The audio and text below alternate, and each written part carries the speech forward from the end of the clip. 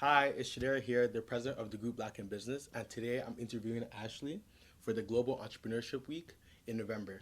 Would you like to introduce yourself? Thank you. So, as Shadera mentioned, my name is Ashleigh Montague, and I am the executive director of Black Owned, a nonprofit organization here in Hamilton that supports Black owned businesses and entrepreneurs in building sustainable businesses.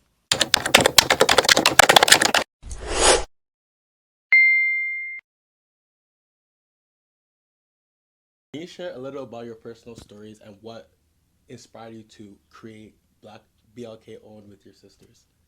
A little bit about my personal story. I am a DeGroote School of Business graduate, so an alumni here. Honestly, my sisters and I have always been like starters, and always have been interested in creating spaces and sharing knowledge where those spaces seem not to be in community or in spaces here on campus. Like an example is I was one of the 7 founding mothers here of Nu Omega Zeta, which is a Black focused sorority on campus back in my time here. And so that was to create a space where our president at the time, the person who wanted to start it, was trying to rush for another sorority and didn't feel welcome, right? So I've just always been interested in supporting people and creating those safe spaces,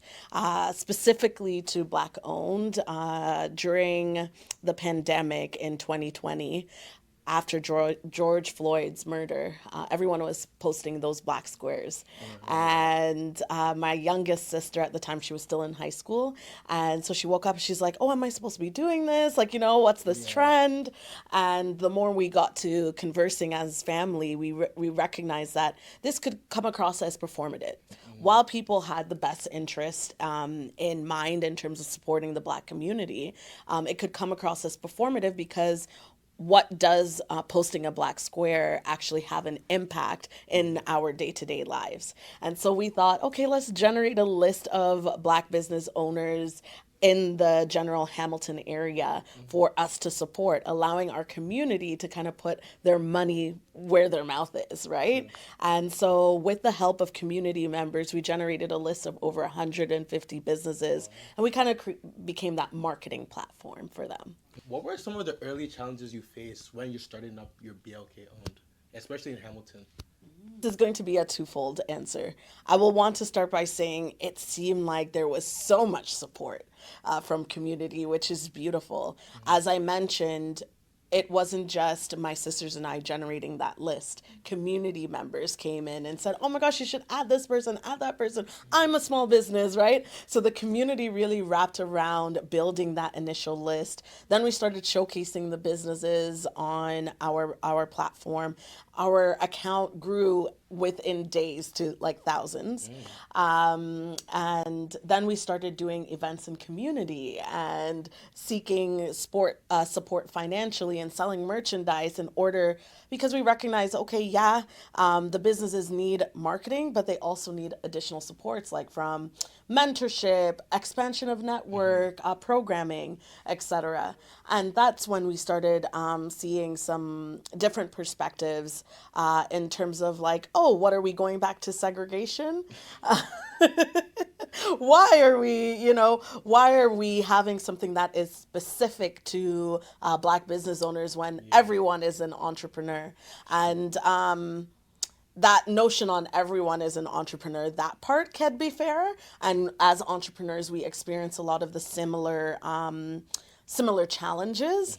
However, putting the layer of Black on it, you have the different intersectional issues that we might face where our generations before us didn't have access to the same services, to the wealth, to the networks of our colleagues. And so that's what the organization is about, is allowing the opportunities for our entrepreneurs to have the expansion in those spaces where our colleagues already have those shared impacts. So it's not about segregation, but about offering up opportunities for everyone also, and to also recognize that the Black entrepreneurs and business owners are contributing to our larger economy. So when one piece is falling down, that means our whole is not together, right? And so I think that was some of the like setbacks in terms of people's perception on what the organization was doing. Secondly, funding is always a setback. We are like a startup ourselves. While we're supporting the entrepreneur and their business journey, we too need to be sustainable so that we could be around to continue having that impact in the Black entrepreneurs' growth in their business. So funding, people, like human capacity, so financial capacity, human capacity, and then expansion outside of Hamilton. Hamilton is great. I love Hamilton. I'm like, woo. But also, in order to have a larger impact, you want to see it growing into different cities, maybe nationally, from our small town of Hamilton. So in your own words, what does empowering Black businesses mean to you? Oh, this is a great question. I think it goes back to what I was saying just previously about when, as a whole, we are Canadians. We're building our economy. If a piece of that is not standing with everyone else, then we are not whole actually as the Canadian economy. So supporting Black entrepreneurs, supporting the Black businesses is actually contributing to our larger economy. And I think that's what, if I were to put it into my own words, is that I'm figuring out a way. We at Black Owned are figuring out a way to contribute to our larger community, our larger economy.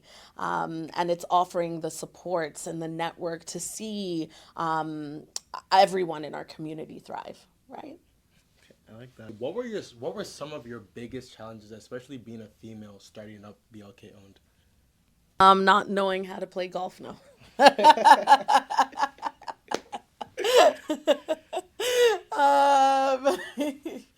I think I honestly, I never looked at it from a lens of me being a Black female, and maybe in some capacity that is the case. I laugh in bringing up that example of golfing because last year I was asking one of our top sponsors for one of our functions, and I was talking with them.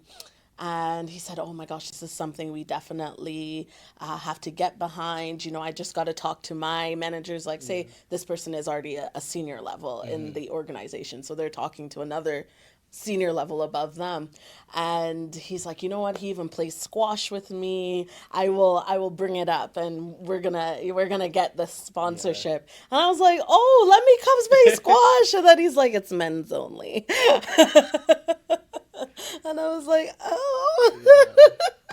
I don't even know what squash is, but it would have been really cool to kind of be in some of those spaces where people are having these types of conversation, not for money, but in terms of building relationship. And it's always a key fact that your network equals your net worth. And so if I'm reflecting on how that could impact me, I think maybe that's it. And it's more about stepping into my own in confidence in what we are providing through Black Owned, having a surety of our business plan. Well, in our case, it's called a community plan. So putting those things in place so that when we are speaking out there and seeking the supports that the organization needs to become sustainable, that people will want to jump on board. So I don't know if it's less about like me being a woman. Yes, maybe in some situations like the example I just gave, but it's also about me being confident in what it is that we're offering, and also ensuring that I'm getting out to these spaces to network with those who have the influence. Yeah. Right? Can you share some significant moments that happened to you that shaped how you lead your company or lead BLK Owned? Very interesting. I've never had an opportunity to like sit and reflect in these Yeah. kinds of ways, so I'm enjoying this conversation. I always think that as a leader, I want everyone to feel as if they are a part of the success of what it is that we're doing. So, while, my sisters and I may have had this vision to start Black owned, while I may be at the head in terms of the organization, and being that like face and spokesperson, it definitely is as a result of the team, why we are successful, why we're having the impact, why we continue to do the things that we're doing. So I definitely want the team to feel that way. Yeah. Their ideas are valid, their inputs are valid. It's because of their creativity and how we're building the community together why our organization is still here and going strong, right? So, yeah, there is no I in team. Do you have any mentors that helped you on your journey into starting up BLK Owned? And how do you now mentor people? Excellent question. And yes, the answer is yes, yes, yes. I think it's the theme of our discussion today. Mentorship starts with who's in your network and even who isn't. One of our biggest supporters of our organization was somebody I connected on LinkedIn with, because at the time we were doing a feasibility study and they worked in the economic development department at the city of Hamilton. And we thought, oh, this would be a great person to talk to, as that's what we're trying to do with this nonprofit organization. And it turned out that this person came and poured into us, still is pouring into us, opened up her network. A lot of the initial advisors, because at the time we weren't registered as a nonprofit, so they're not board members yet, but the initial advisors were people pulling from her network, and so and some of those people are still on our board to this day. So honestly, you sometimes just have to go outside yourself and be open to asking questions. And not only like in terms of networking too, it's not always what we can ask for, but also what are we willing to give and offer in support of the other person. So yeah, that's how mentorship has helped. And through her networks and what I'm seeing there, other people also came on board. I would see that the board members of Black Owned are somehow mentors to me. Oh my gosh, yeah, my board chair, one of the biggest mentors as well, And in terms of how I am mentoring people, I love to be involved in, for example, the communities that help to shape me. So there's been so much that I've done with the DeGroote School of Business, for example, over the past few years. And that makes me feel very good that I can come and play some sort of role and impact on another person's life. What we're doing through Black Owned in terms of the programming and the community that we're building, we're standing in a space where hopefully we're offering the mentorship or opening up our networks to help support the entrepreneurs that are in our community as well. I think it's something that is truly important. Yeah. What advice would you give to DeGroote or McMaster students that want to follow in an entrepreneurship journey as well? That is an excellent question. Did I see myself being here? Yes. I always knew that I wanted to do my own thing, beat to my own drum. And I think a lot of people think that is what entrepreneurship is all about. Yeah. I don't have to follow nobody's rules and live no 9 to 5. But honestly, this entrepreneurship journey is 24/7. Yeah. It is hard. And depending on the route. So yeah, I'm in the nonprofit space, which I almost feel like sometimes is so hard to get, like, say, the financial capacity. Whereas sometimes if you have that product or service, you're like, okay, I know I need to spend or to sell 10,000 or service this many clients in order to receive that capital I need. Yeah, that's hard.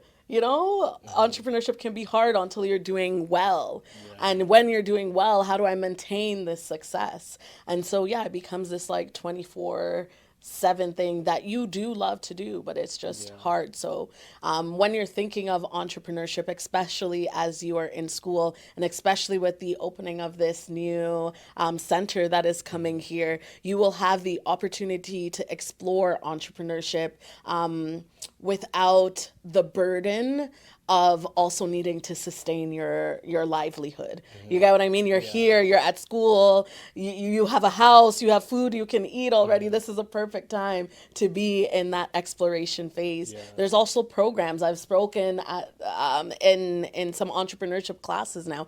Those things didn't exist, like I was saying to you earlier when I was here attending school. So I would say tap into those spaces to learn the knowledge, gain the experience so that you can step out into entrepreneurship with confidence. And I think that's sometimes what a lot of folks are missing is the confidence to network, is the confidence to pitch their business, is the confidence to say that, okay, I have this plan written down. I'm going to try this for the next 1 to 2 years and see where it takes me. So you have the network and the opportunity to hear, I would say tap into it. So that's my advice. Okay. So one of your programs is the trailblazing program. And I just wanted to ask, like, how is that structured and like who is that specifically aimed towards? Love it. So this is one of our like staple programs. And from when we did our feasibility study, a lot of the entrepreneurs and business owners at the time responding to us were what we would consider youth between the ages of 18 to 45, you know, based on our demographic questions.